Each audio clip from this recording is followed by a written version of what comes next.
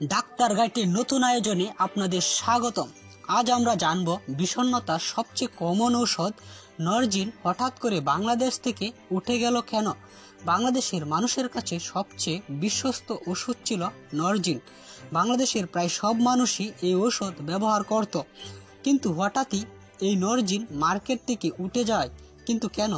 এটা নিয়ে সাধারণ মানুষের কাছে নানান প্রশ্ন। এই নরজিন মূলত মৃদু মাথা ব্যথা, বিষণ্ণতা, অস্থিরতা, দুশ্চিন্তা, উদ্বিগ্নতা, ঘুমের ব্যাঘাতের কাজ করত।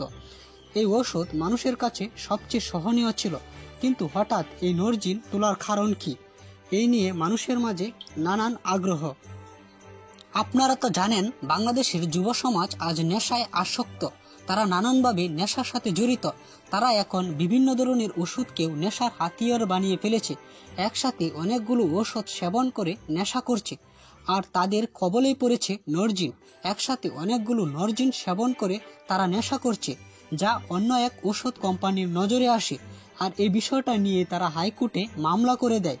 ফলে এই নরজিন ট্যাবলেট তার বিশ্বস্ততা হারায়। যদি কোনোদিন মামলার রায় নরজিনের পক্ষে আসে, তাহলেই তারা এই নরজিন আবার মার্কেটে ছাড়তে পারবে এবং এই নরজিনকে আবার আমরা মার্কেটে পাবো। বন্ধুরা, আজ এই পর্যন্ত। পরবর্তী ভিডিওর আমন্ত্রণ জানিয়ে এখানেই শেষ করছি। ধন্যবাদ।